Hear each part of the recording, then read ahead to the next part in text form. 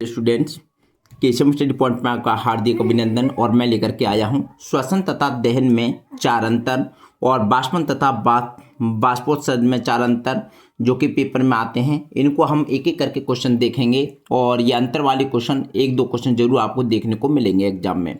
इनके साथ साथ जो है हमारे ऑब्जेक्टिव क्वेश्चन भी क्लियर होते चलेंगे। तो देखिए हम देखते हैं। देखिए श्वसन तथा दहन में अंतर लिखिए, या चार अंतर दे सकता है, दो अंतर दे सकता है, तो हमारे लिए इनमें अंतर बताने हैं। तो देखिए श्वसन कहते किसे, दहन किसे कहते हैं। देखिए श्वसन जो होता है आप जानते हैं, श्वसन का मतलब सांस लेना, और दहन का मतलब है किसी चीज़ का दहन करना, किसी के द्वारा हो सकता है, यानी तापमान में अत्यधिक वृद्धि हो, या आप जानते हैं कि किसी चीज़ में आग लगाने से भी उसका दहन हो जाता है, यानी वो।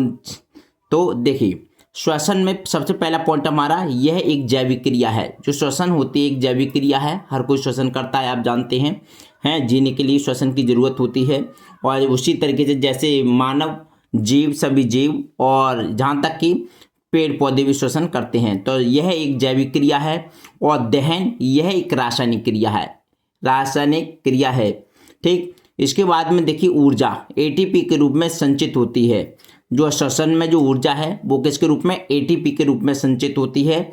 और इसमें जो दहन में जो ऊर्जा है वो ऊष्मा एवं प्रकाश के रूप में निकलती है। यानी कि जैसे आप किसी चीज़ को जला रहे हैं, मान के चलिए आप सूखा कूड़ा ही है, या फिर कोई चीज़ आप जला रहे हैं उसमें, तो उसमें से क्या निकलेगा, या तो ऊष्मा निकलेगी या फिर प्रकाश निकलेगा। ऊष्मा और प्रकाश निकलते हैं उसमें, तो वो क्रिया कहलाती है हमारी दहन। और उसके बाद में देखिए तीसरा पॉइंट हमारा, शरीर का तापमान सामान्य बना रहता है। श्वसन में क्या होता है, शरीर का जो तापमान होता है हमारा सामान्य बना रहता है, लेकिन तापमान में अत्यधिक वृद्धि होती है। तापमान में क्या होता है कि शुरू में तो हल्का टेम्परेचर होता है, लेकिन बाद में जो है उसका तापमान जो है अत्यधिक बढ़ता हुआ चला जाता है, ठीक। इसके बाद में देखिए चौथा पॉइंट हमारा, इस क्रिया में ऊर्जा विभिन्न चरणों में निकलती है। यानी कि श्वसन में जो है श्वसन क्रिया में जो है ऊर्जा विभिन्न चरणों में निकलती है, और दहन में जो है इस क्रिया में ऊर्जा एक साथ निकलती है, मतलब इसमें एक साथ निकलती है और इसमें अलग अलग चरणों में निकलती है। इसके बाद में देखिए पांचवा पॉइंट है, यह क्रिया शरीर की कोशिकाओं में होती है। कौन सी क्रिया, यानी श्वसन की जो क्रिया है वो शरीर की कोशिकाओं में होती है। और जो दहन की क्रिया है यह क्रिया शरीर से बाहर होती है। यह कहाँ होती है, शरीर से बाहर। तो ये थे हमारे श्वसन और दहन में अंतर। इसके बाद देखते हैं हम बाष्पन तथा बाष्पोत्सर्जन में अंतर। देखिए बाष्पन क्या होता है और बाष्पोत्सर्जन क्या होता है। देखिए इनमें दोनों में अंतर बताना है आपके लिए, बाष्पन में और बाष्पोत्सर्जन में। तो देखिए इसमें सबसे पहला अंतर है, यानी कि बाष्पन में यह क्रिया जल की सतह से होती है। जो बाष्पन की जो क्रिया है ये कहाँ से होती है, जल की सतह से होती है। और बाष्पोत्सर्जन है, यह क्रिया पौधों में स्टोमेटा से होती है। किससे होती है, ये पौधों में स्टोमेटा से होती है। इसके बाद में देखिए हमारा दूसरा पॉइंट है, ये हर समय हो सकती है। जो बाष्पन की क्रिया है ये किसी भी समय हो सकती है, लेकिन जो बाष्पोत्सर्जन की क्रिया है ये दिन में ही होती है। कहने का मतलब ये दिन में होती है, और सूर्य के प्रकाश आने पर जो है तीव्र गति से होती है। और देखिए तीसरा पॉइंट है, इसमें ताप नियंत्रण नहीं होता है। जो बाष्पन की जो क्रिया है इसमें ताप नियंत्रण नहीं होता है, लेकिन बाष्पोत्सर्जन जो क्रिया है ये पौधे इससे अपने तापमान को कम करते हैं। जो पौधे जो होते हैं इससे अपने तापमान को क्या करते हैं, कम करते हैं। इसके बाद में देखिए चौथा पॉइंट हमारा, इसका अवशोषण से कोई संबंध नहीं होता है। यानी कि जो बाष्पन है, बाष्पन का अवशोषण से कोई संबंध नहीं होता है, लेकिन बाष्पोत्सर्जन द्वारा पौधे जल व खनिज पदार्थों का जड़ों द्वारा अवशोषण करते हैं। जो बाष्पोत्सर्जन है देखिए जो है पौधे जल व खनिज पदार्थों का जड़ों द्वारा अवशोषण करते हैं। तो ये हो गए हमारे, यानी कि बाष्पन और बाष्पोत्सर्जन में दोनों में अंतर, ठीक है। इसके बाद में नेक्स्ट देखते हैं। देखिए अब देखते हैं हम आक्षिक श्वसन और अनाक्षिक श्वसन। देखिए इसमें दोनों में अंतर आता है कभी कभी। तो देखिए ऑक्सीजन श्वसन और अनाक्षिक श्वसन।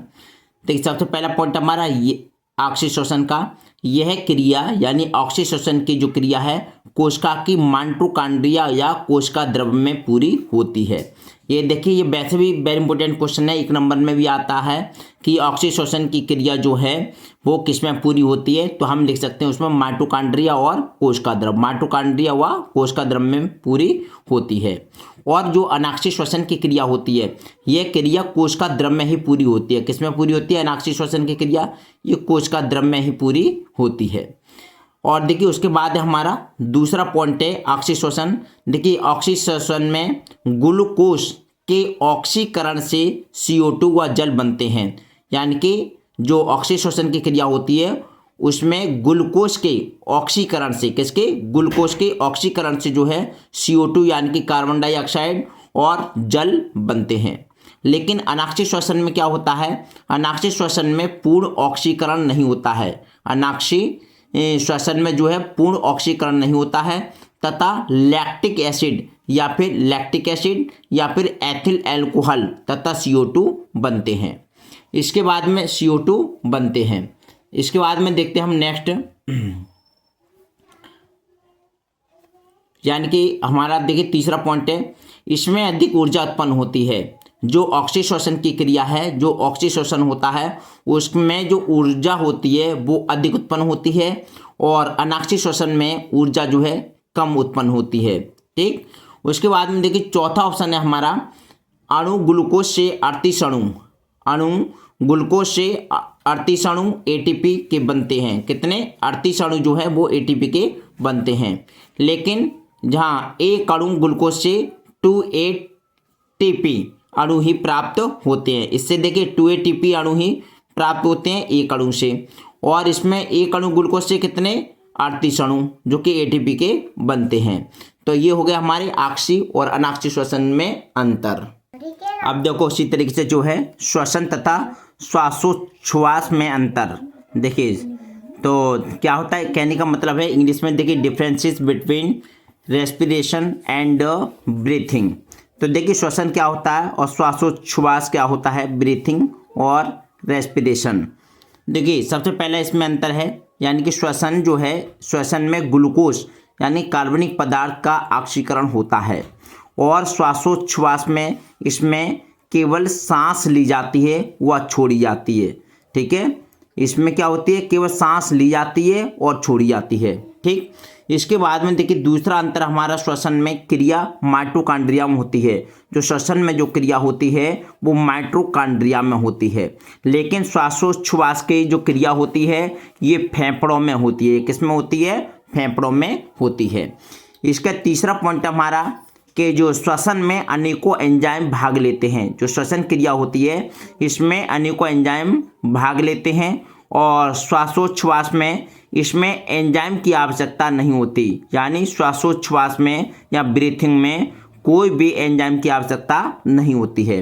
अब देखिए चौथा पॉइंट है, इसमें देखिए चौथा पॉइंट है, थोड़ा सा ऊपर चलते हैं। देखिए